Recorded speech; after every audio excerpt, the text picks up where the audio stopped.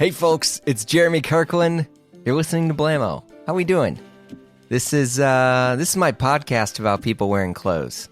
You know, it's funny, because this show has been going on for about 8 years now. Can you believe that? 8 years of me just talking to the wall, talking to folks about clothes. I'm still here, just being me. And I want to start this off by adding just a little bit of context here. I've gotten to have a lot of people on this show from all over the world, from different walks of life, from different experiences within fashion, people who have been in the game for a long time, who are just getting into it, actors, athletes, all that stuff. And I say that because there has always been this very small handful of people that I've just kind of dreamed of having on. And one of those is my guest this week, Hirofumi Kurino-san, co-founder of United Arrows. And I gotta add even more context to this, because this is just a huge deal for me. This was recorded when I was in Tokyo. And if you're not familiar with United Arrows, it was started in 1989, co-founded by Kurino-san. And they more or less have set the standard and tone of not just clothing, but like retail and hospitality, and really like putting Japanese retail on the map. And if you're into retail, if you're into clothes, there's basically nothing bigger or better than Japan. So like this was just a really, really special episode for me. I want to add that if you hear me speaking slower than usual on this, it was to help Kurino-san understand, because I can't speak Japanese. He, thankfully, could understand and speak English. The podcast is in English. But so just kind of bear with me. If you want, you can listen to it on a faster speed. But I just wanted to add that context if people are wondering why I speak a little bit slower. So I am just amped for you all to listen to this. This will be good. So Kurino-san and I discussed growing up, him studying iconography, his love of music, his approach to getting dressed, which, by the way, was kind of mind-blowing when you heard the contrast between him and I, the stores that inspired United Arrows, what makes Japanese retail different, what books he's reading, and more. All right, folks, let's get to it. Here we go. We were talking before we were recording, and you were discussing about how much music is important to you. Yes. And yes. I gather that music drives your life. Yes. So sometimes, yes. Yeah. Like according to the weather or my feeling, Oh. I change music. Yeah. But very recently, in the morning, I play classic music. Mm. Then when breakfast finish, I start think about what I'm starting today. Brazilian soul music or rock music or African music, like that. Yeah. So choosing music is same as you choosing your shirt in the morning. How do you get dressed when you are getting dressed for the day? Yeah. How much time do you spend thinking about what you're going to wear? Minimum 5 minutes. Maximum 30 minutes. Okay. Like that. Yeah. Yeah. Because I think for many people Yes. who just know you from pictures, Yeah. I imagine and even me, Yeah. there was an assumption, was like, oh, Kurino-san, he's so cool. He's so put together. I bet he has this big process. And I love that as we've been talking, you're like, what? No. Yeah, I get dressed in 5 minutes. Like, but this is not a thing. And I think that's honestly really beautiful. Thank you. So, for example, sometimes I'm doing DJ, and on DJ, I made a kind of a very short story, like an essay or short in my head. So same as my clothing. So in the morning, I start, what am I today? Yeah. Like today is the first time I see you. Yeah. That's why, okay. And you're American and you're a friend of David Marks. That's why, okay. I try to be like much more closer to you. Seersucker. Seersucker. Yeah. Beautiful. Thank you. Yeah. And fabric is made in Italy, but all made in Japan. Yeah. So this is like playing. If I'm choosing Brazilian music today, I start from Chico Buarque, Caetano Veloso, Tim Maia, like that. The story continues. So same to my clothing. So I will see the guy who really loves clothing. So I would like to entertain him. Yeah. Or I would like to make some good bond with him. Yeah. So the wearing clothing is my communication. Same as choosing music. Right. Yeah, and it's interesting because from what I understand, your career in clothing was not on purpose. Because you were trying to study symbols and art. Yes. And I think that's very, very interesting because to me, my favorite people in the clothing industry are not people who are obsessed with clothing as much as me. There's a different mindset that drives them. Yeah. And I think having that perspective makes you so unique in that. Because, even as we were talking, I never thought of clothing as a way to really communicate with the conversation I'm going to have on a one-to-one. I have thought of clothing a lot as a way to protect myself from what I don't know or someone who doesn't know me. Okay. That I'm like, I need to wear this so this person thinks that I'm a good guy or I'm successful or that I have kids or be nice to me because, and I think it's so beautiful that you're not speaking about defense. You're speaking about compassion and friendship through that. And I'm curious, where do you think that came from? There's a warmth to how you behave.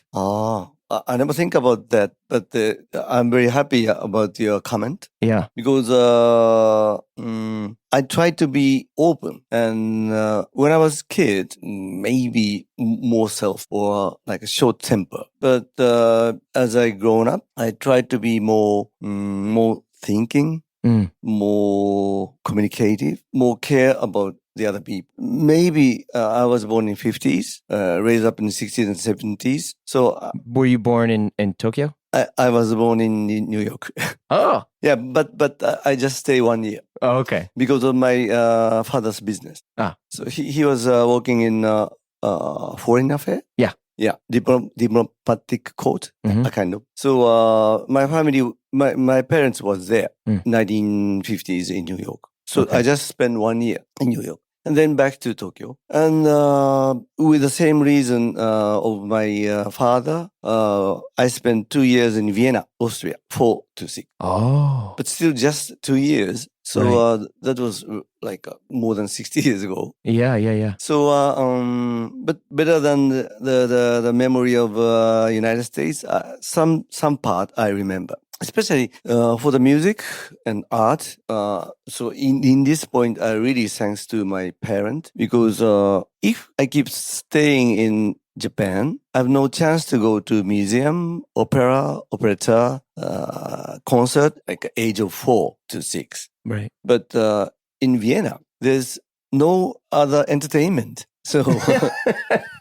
this is the reason of my parents. Yeah. Brought me to museum and opera, operetta, and so this is not 100% enjoyable for the kids in 4, but at the same time, as a curious kid, it's a good chance to see many things, listen to music, see the costume, see the house. That was really, really beautiful. So later, when I more now knowing about the art or culture, music, history, those childhood experience was like a real treasure for me. So I really, really thanks to my parent. So maybe this is why I choose iconography, iconology, or semiotics to study in university. Yeah. So art is part of my life, same as music. Yeah.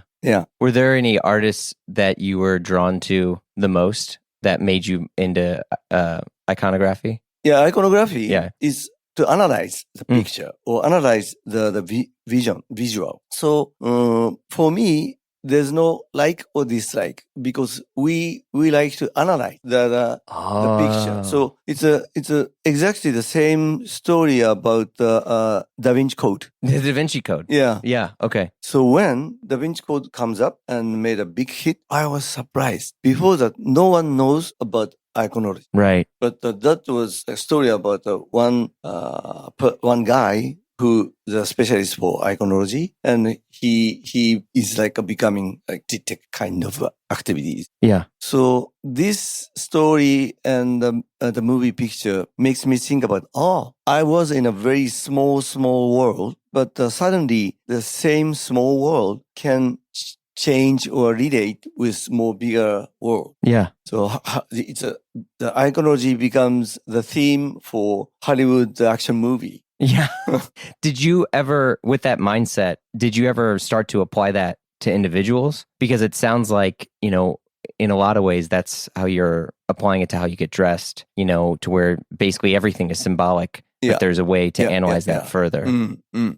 From my childhood, I'm a music lover. So 1962 or 3, my brother's friend brought the 7 inches vinyl of Beatles, very early Beatles, to my house. We listened and we are shocked. Wow. Do you know which one it was? Maybe Can't Buy Me Love or something. Very early Beatles. Yeah. With a wrong English. Yeah. and Twist and Shout like that. Yeah. Okay. And me and my brother, my friend, we all shocked. Wow, they are so cool. And they also looks very cool. Yeah. With their haircut and black roll neck or uniform, like a colorless Pierre Cardin-like suit. Yeah. And then, according to the change of their music, they becoming more artistic, like growing mustache, growing hair. Yeah. So if you see the like meets the Beatles or early Beatles, compare with Sgt. Pepper's period, I can see the same person change their outlook, change their philosophy, and their humanity is growing up. So good example is, for me, John Lennon. He was a greasy guy. Yeah. And he was a rebellious bad guy born in 1940. And he spent a tough time in Hamburg when the early Beatles. Yeah, the Reeperbahn area. Yeah. And they're all greasy hair, but with some interesting happenings, change their hair. So they change their style. They change their music. So John Lennon's music start from rock and roll into pop music, then to music with a culture, like psychedelic period of Beatles and Peace and Love. He met Yoko Ono. He becoming more philosophical, more deep thinking, or sometimes more experimental. And his outlook changing, but the same person. And maybe his basic philosophy is the same. But I can feel like, yes, we can grow like John Lennon or George Harrison or Ringo Starr or Paul McCartney. Yeah. If you choose your clothes, it's express yourself. If you choose your new clothing, express new you. Or if you decide to not changing your clothes, this is another you. It's like,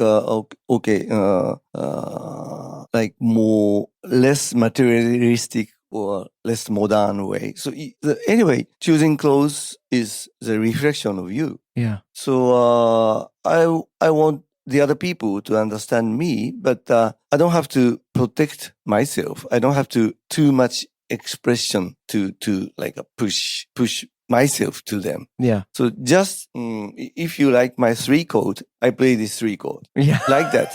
Right.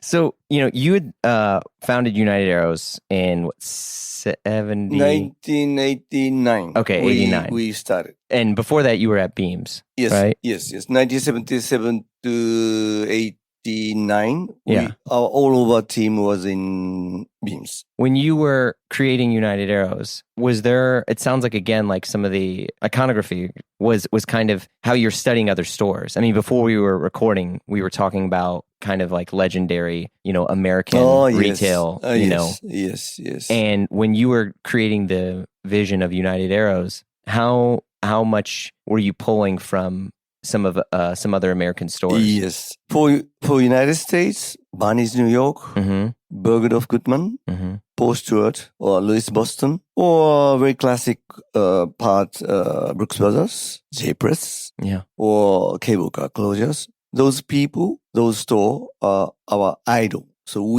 our dream is to be like them. Or when we visited Europe in 1985, that was our first European tour. When still I was in Beams, we went to Firenze, Milano, Paris, and London. So Firenze, there's a very famous tool shop, Raspini and Luisa Via Roma. And Milano, at that moment, we have no information about like independent store. So we went to visit the shop like Giorgio Armani. That was a peak of Armani. And in Paris, we went to Hemisphere, Upla, Old England, we call them French Ivy, French Preppy. And in London, we visited Paul Smith's and Mini Market, and also Harrods or Savile Row, Jermyn Street, Bond Street. So always our business trip is to see the good example for the merchandising, display, service. Yeah. And when we went to United States or when we went to Europe in 1980s, each time we have shock. Like, we are too small. We are too behind. So we have to do more. We have to study more. So when we started United Arrows in 1989, we want to be like Barney's New York or Bergdorf Goodman or Brown's in London, like that. So we have a teacher and we follow them. Right. Wait, hold on a second. Okay, before you send that DM or text that friend, I know what you're thinking. You're ready to buy your first serious watch, or in other cases, maybe your fourth or your fifth. But look, man, it's hard out there. It really is. From this dealer or that store that wants the purchase history or whatever. I mean, you're just, I don't know, you're almost ready to walk away from the whole game. But fear not, my friends. Check out Bezel. Bezel is the trusted marketplace for buying and selling your next luxury watch, with expert in-house authentication on every purchase. With over 18,000 watches listed right now, as of the time I'm recording this, from a mix of professional dealers to private sellers, you're just going to find what you're looking for. But wait, I know. You're like, Jeremy, I'm sorry. They don't have that X Rolex or that insane Omega. Well, reach out to them. Bezel has a real team of real people. Just create an account and be connected with a private client advisor, and they will guide you through the entire process every step. Once you decide on your watch, it's overnighted to Bezel HQ, where their in-house team of experts authenticate it, and then it's on your way to you. If anything is amiss, the watch is not listed correctly, whatever it is, they'll let you know, the buyer know, and the offer to refund you or source you a new one at a similar price. That's pretty good, right? This has been part of the Bezel ethos since launch. I've even spoke to the founders about it. And now you can make an offer on a watch, buy it outright, or bid it at auction. Bezel is the highest rated watch marketplace out there. Even Trustpilot shows Bezel is 4.9 out of 5 stars with rave reviews. Okay, you're still on the fence? Dig into the Blamo feed yourself and listen to my chat with the Bezel co-founders and, well, see for yourself. But you got this. I believe in you. Visit getbezel.com and buy and sell your next luxury watch. That's getbezel.com. Getbezel.com.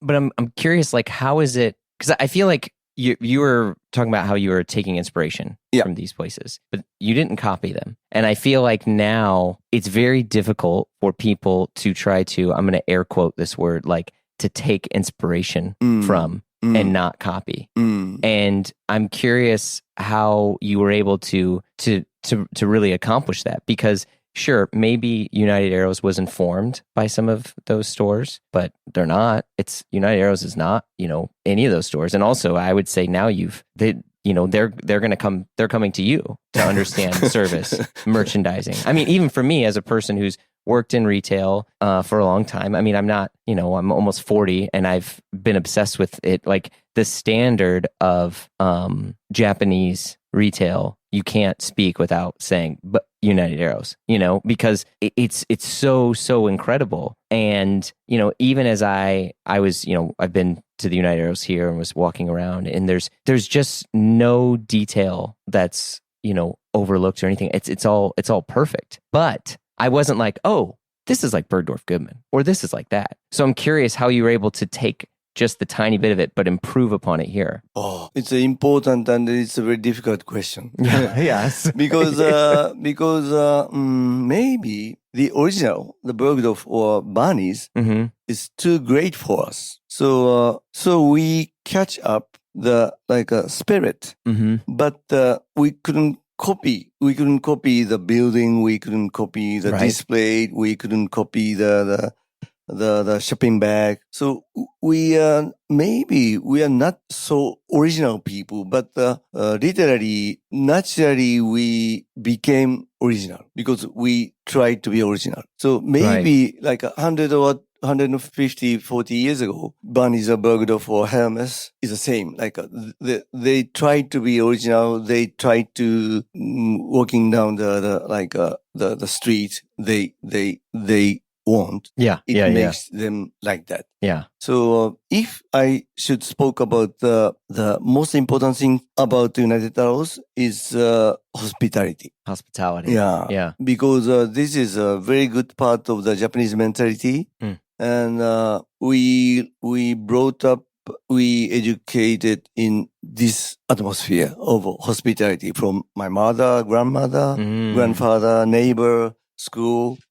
Thanks for the Japanese culture. And in the first tour of 1985 to Florence, Milan, London, Paris, we found out there's a kind of good style is brush up hospitality into style, like a bonjour or hi, hello, how are you? Yeah. And the guy in Barney's or Bergdorf, they give us like his visiting card and my name is Clifford, so if you need any help, like that. Yeah.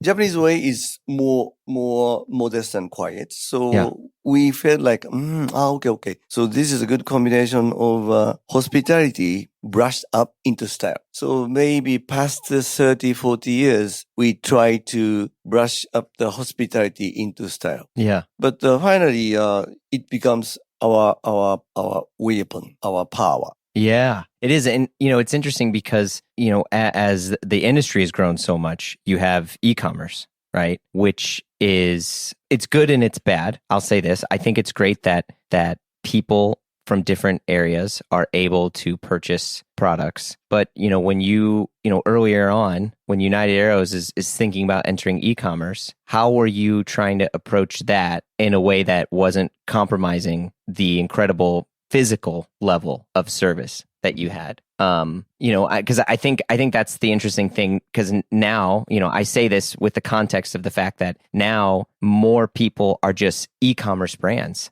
and they don't have a store. And so it's very difficult to try to understand what the soul of that brand or store is when it's everywhere is just a picture and a credit card transaction. So, yeah. This whole story, this subject has a different side and a different meaning. One point is we are a retail store. Even we take the e-commerce style, we still a retail store. And all of our company people believe the face-to-face, human-to-human is the best. Yeah. So we try to make the same satisfaction or hospitality through e-commerce. So honestly speaking, in the beginning, we are a bit more negative about taking the e-commerce style. Yeah. So we are very late comer. The other people are more fast. The other people already started, or the other people, like you said, only e-commerce people was already exist when we start our e-commerce. So we are like a late comer. Mhm. But still, we believe face to face. This is one story. And the same time, it's a difference between Japanese retail culture, American retail culture, and European retail culture. Maybe European retail culture and Japanese retail culture is a little bit similar because family-owned, small scale, person to person. Each small village, town in Italy, they have nice shop. Still, it's a beauty of Italian fashion retail situation. Small city, but high quality production is there. It still exists in Italy. Right. Maybe until 1990s, maybe United States was the same. But you are a very big country, huge country. Yeah. And originally, your shopping situation is already very in the early period. You established the mailing order system. Sears, Roebuck, LL Bean, JCPenney. Yeah. We never had that in Japan. So only the in very exceptional case is there. But your mail order system is huge because America is a big country. Yeah. So maybe only in the big city, New York, Chicago, LA, San Francisco, you have like a joy of shopping. Go to shopping, like enjoy shopping. Yeah. But same time, a little bit of a pain you have to go shopping. That's why you go once, buy the all season things, like for 6 months. Yeah. You bought in once. And this way of shopping, this habit of shopping in the United States, sometimes success with a very rich customer come to luxury store or come to Paul Stewart and buying tons of clothing for a season. But the other people cannot enjoy shopping. But here, happily, we enjoy shopping. So it's a maybe Japanese mentality of like say hello, how are you? Yeah, like that. More like a fishmonger kind of thing. Sure. Yeah. Yeah. Because I think that also, I mean, I'm sure, have you been to Costco? Just once. Okay. Yeah. A lot of people in America will shop at Costco, myself included, for groceries, right? Yeah. I don't know why I need to get 20 gallons of milk at a time. Yeah. But that's what you're doing. And a lot of people are also buying their clothes at Costco. Oh, really? Yeah. Oh. And it's merchandised the same way as the strawberries. Oh. It's just on a table and it's there. And it's stacked super high. Wow. And you just walk over and you just pick, I don't know about that, So it's a mess. Oh. And I realized how much in Japan, for me, the presentation of everything creates such an allure to the product. Yeah. And there's excitement to it. Yeah. And I was like, oh my God, thinking about places like Costco where all these people, look, I'm not trying to say that that's bad or wrong. No. Yeah. But I'm curious because more people are becoming content with that experience. Yeah. Which is like, there's 100 pairs of jeans on the table. Yeah. There's no one there to guide you. Yeah. There's no one there to explain how it fits. And you just sort through it and then go get in line and put them on top of your groceries. Yeah. And so I'm curious, like, do you see that ever coming outside of the US, or do you see like that as ever maybe encroaching on some of the experiences that you've helped build with United Arrows? For example, Italy. Yeah.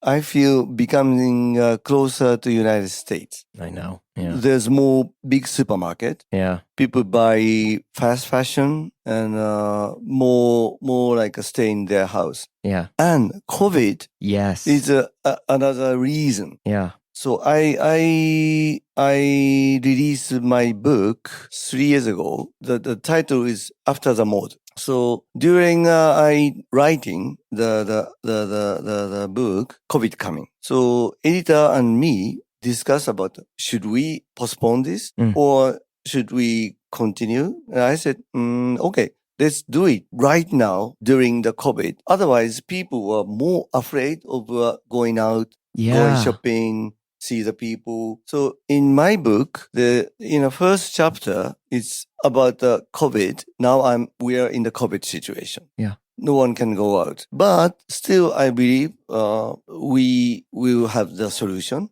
And still, I like to going out. Yeah. This is on like a preface.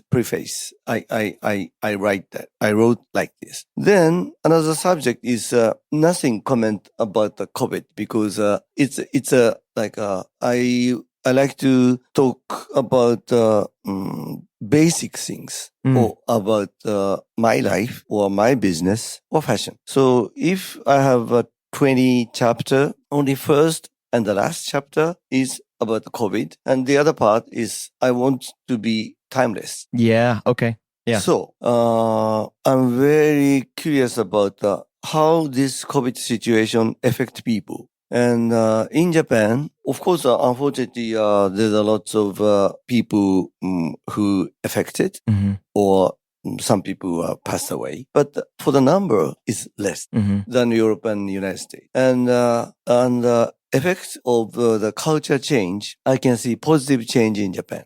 Like people spend more time with their family. It's a good chance for the Japanese workaholic people to less workaholic. Yeah. Stay with their family or going out and go camping. So during the COVID, camping becomes a boom. Yeah. It's huge. It's I mean, huge. in the States too, everyone got excited about bicycles and camping. Yeah. And they're, they're just making bonfires everywhere.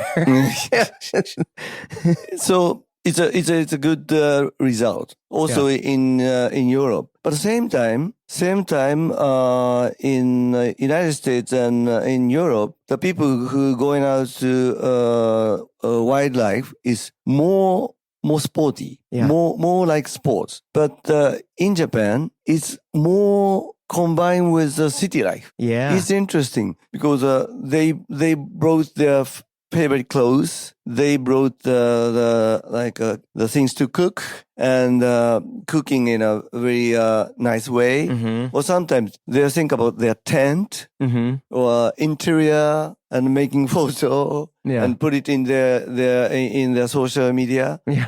It's like a new way of enjoying their life. Yeah. It's interesting. At the same time, reading is increasing. Yes. Book reader is increasing. Unfortunately, the publisher saying that people never read the book or less paper publishing, more digital, but I don't think so. And the big bookshop disappearing in Japan. But at the same time, small independent bookshop coming up. Yeah. Running by the independent people, independent owner. It's very interesting. So I'm very curious about where people going, where I'm going. So I try to read book as possible as I can. Yeah. During the COVID. Yeah. So about history, philosophy, social science, and also about post-capitalism. Oh, there it is. So, very interesting symptom is in Japan. Past 2-3 years, there's a lot of interesting book about the post-capitalism. And one book about new way of reading of Karl Marx, Das Kapital, becomes a huge hit. Already sold 450,000 copy in Japan. That's quite a bit. Yeah. Very huge hit. And the guy who wrote this book, he becomes the commentator in TV or he comes to the talk show in TV. And originally he's a very like a highly intelligent guy who studied in Germany.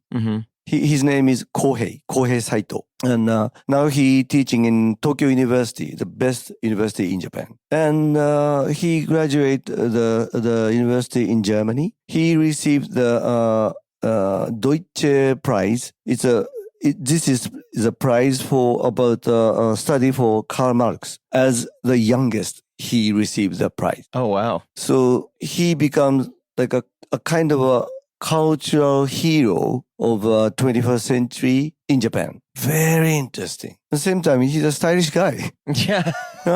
He's our customer. Yeah. So it's very interesting. So he spoke about ecology. Yeah. He spoke about in reading of Karl Marx, you can find out he already mentioned about too much consumerism, too much capitalism destroy the world. So he already mentioned like more than 100 years ago. And now this Das Kapital is more than ideology. So it's not about the communism, but about solution for the things we see in the world. Yeah, I think that's really interesting because in the States right now, the biggest advantage that a retail store has is not about their product anymore. It's the fact that the retail store can function as a community center. Oh. Because all of us, whether we realize it or not, we're so lonely. Yeah. You know, I mean, look, I have my phone and I can talk to anyone in the world basically immediately right now. Yeah. And that's amazing. Yeah. And I can share pictures and I can communicate very freely. Yeah. But it's always a little bit hollow. And the same way, like, you know, when we were talking about like shopping, say like United Arrows, there's warmth. There's a relationship that builds. Hi, I'm, you know, this person. You're, the point of all this is the product. Like you were saying, that comes secondary. Like you were saying, you're a hospitality store. And so now, as these retail stores in the States are kind of dying, and people are purchasing clothes the same way they're purchasing strawberries, you know, you get to see. It's almost like having, you know, not to make it about food, but it's almost like having ice cream the first time.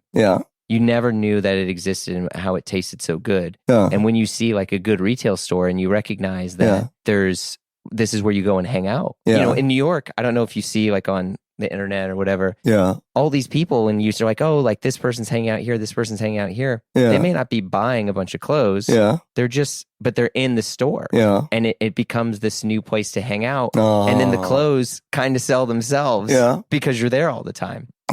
Do you think that may happen more? I mean, I imagine it's not much of a problem in Japan with United Arrows or anything like that. But, you know, I get a bit more excitement and joy trying to communicate that to other people who have stores now. Oh, yes. You know, to just be like, no, like your store is where you can be and it's safe and you can teach and you can show about music and art and, you know, but yes, you are a store. I get it. A store has to make money. You know, I'm not trying to say that like, you know, no one has rent. But for us, all the people who come to our store is our customer. Even he doesn't buy anything, he's a customer. Because in the future, there's a possibility of he will buy something. Or his friend, his relative will buy something. Or he buy nothing in like productional things, but he buy our hospitality. He buy our communication. So I'm very much agree with you're saying retail store or restaurant should be like this, like people to communicate, people to understanding each other to make the better world. You've been in the industry for, I don't know, how long? 48 years. Okay, so almost 50 years. Yes. And, you know, as you've grown in the industry, do you see yourself more as an ambassador, not just for Japan retail, but just for like ethical retail now? I hope so. So, for example, me and United Arrows sometimes work together with UN. The United Nations. One of them, United. And one of the division called EFI, Ethical Fashion Initiative. Mm-hmm. It's activities in a poor country to make production and to make the local people about developing how they can live, how they can independent, how they can out of like a macho oriented world. Right. So in Africa, Haiti, Asia, they're doing production. So sometimes we work together with them, and their theme, their motto is not charity, just work. That's why we are very agree with them, because charity is just one time. But if you make this as a business or it's your work, it will continue. So we can use this capital world as a tool to step to the next world. Yeah. So not buying and selling, but trading or exchanging. So not only money and production, but knowledge and knowledge, or knowledge and humanity, or creativity and the kindness. These kind of exchange we can make through our business, I think. Yeah. So ethical, maybe ethical, the word ethical is not the right word, but I don't find another language, another word. Yeah, yeah. But anyway, we want to be more human, and fashion is a very human thing. And there's a lot of violence and war, negative things happen in the world. But same time, we can make this world much better. And I still believing that fashion, especially the retail, is to combine is to making people meet, making people see the vision of, we can live together, or we can exchange something together, like that. Yeah, that's fine that they have more in common with each other. Yeah. I totally agree. I mean, I think, the fashion, it's kind of just the beginning, but it's because, like, for me, like I was saying earlier, my desire of how I wanted to wear clothes was a way to, like, protect myself. But at my core, really all I want to do is to just help. And, even the point of this podcast, so much of fashion is exclusivity, right?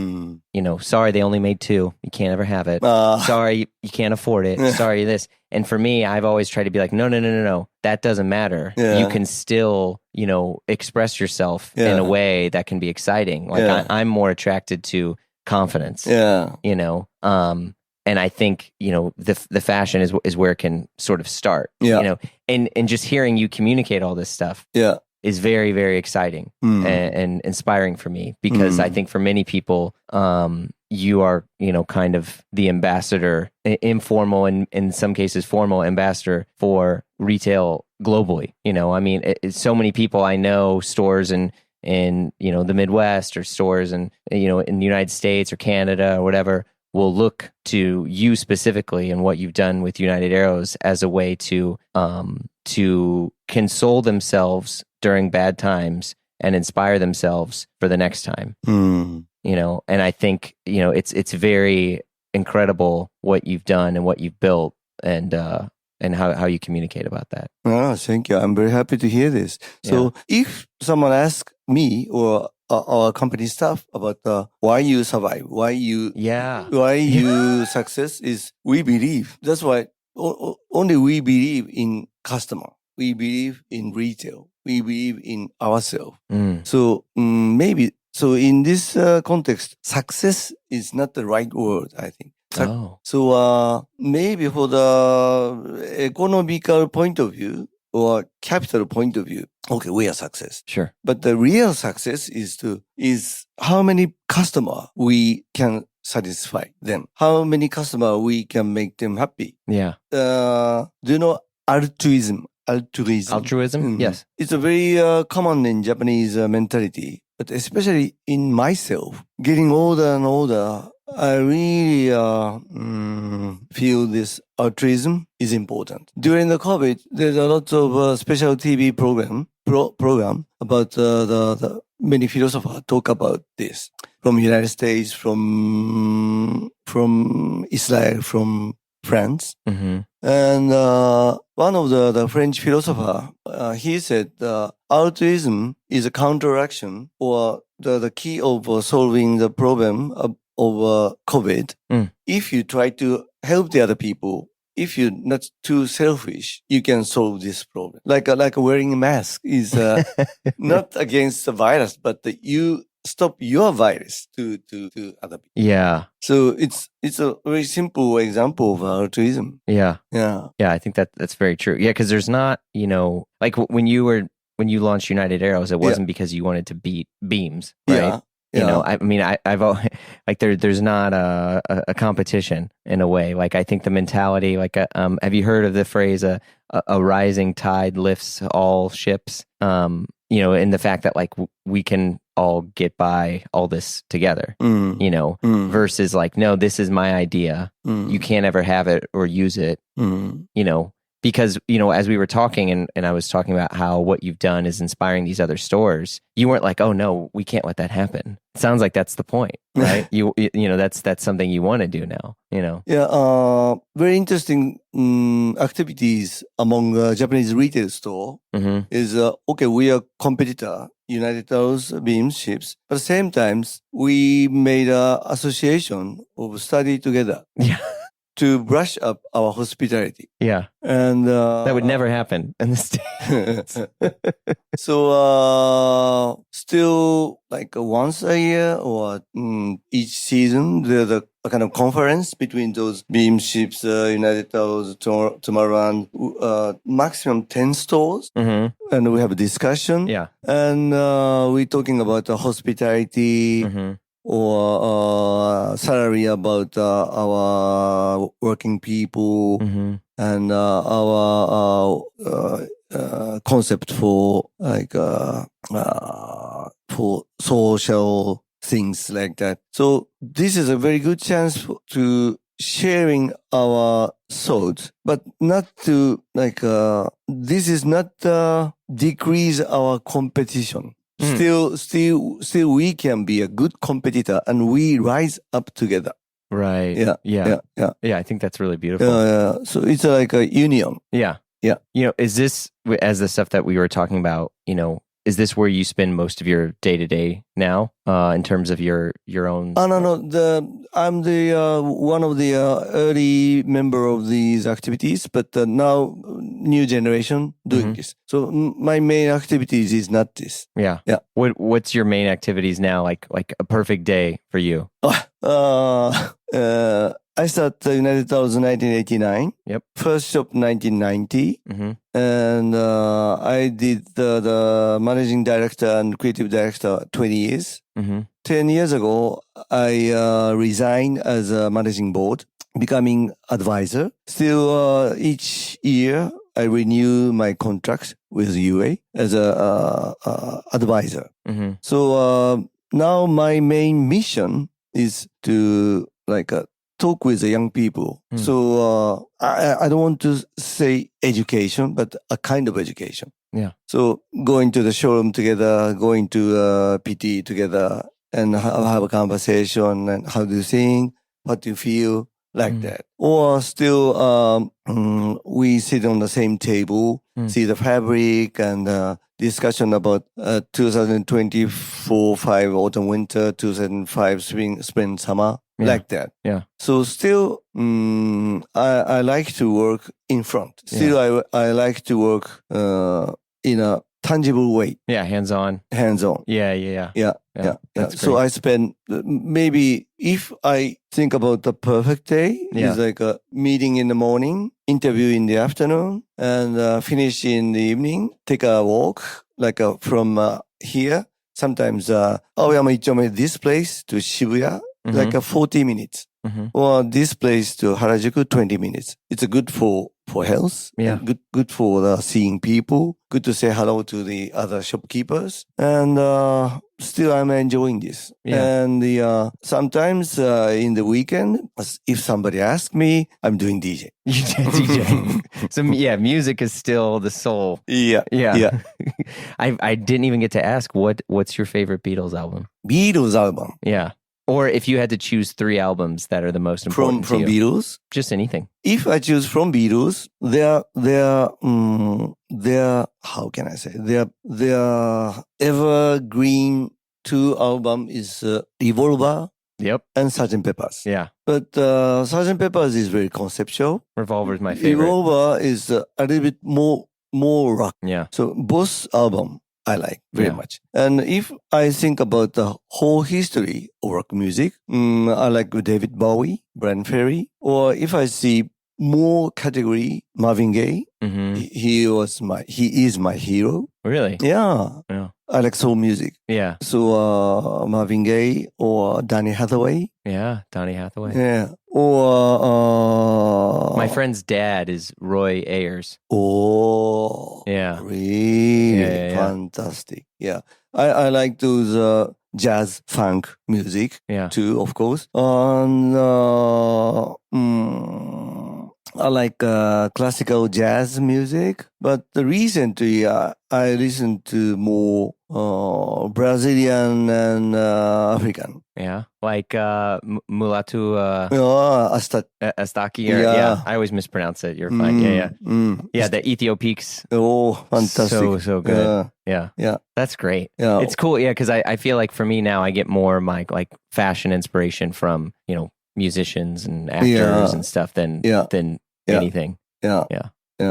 Bole Ambole, his music people go high life. Yeah. Nigerian, South African. It's great stuff. Well, Kurino-san, I wanted to thank you so much for your time. Welcome. It was a huge honor to me to Really? chat with you. Yeah. So this is you are the reason why this podcast exists. So if it wasn't for the work that you've done, I don't think I'd be here. So thank you. Thank you. Thank you. Welcome. All right. Thank you. Bye. Thank you. You've been listening to Blamo. Our show is produced by Blamo Media. We're edited by Amar Lowell, and our theme music, as always, by the mysterious Breakmaster Cylinder. If you like what you heard, you know the drill. Share the pod with a friend. Leave a review on Apple Podcasts. Give us 5 stars or thumbs up on whatever other thing you're listening to us on, whether it's Dingledorp or Bing Bong, whatever it's called. But you can also follow us on Instagram for all the hot content. If you want to talk to us and give us your hot take, we'd love to hear from you. You can send us an email at info@blamopod.com. Last but not least, super, ultra important, if I had a air horn, I would press it right now. You got to come and join us over on Patreon, because the fun never stops over there. Look, the live show, the free show, whatever you want to call this, we take breaks here and there, but Patreon, it never stops. And we also got exclusive shows like Die Workwear, hosted by Derek Guy and Peter Zotolo, and the Triple J Show, hosted by yours truly with John Moy and Gene DeLeon. There's just a ton of stuff over there. So check it out at patreon.com/Blamo. If not, no worries. We got hundreds and hundreds of free episodes in the feed, and more to come. So we will see you all soon.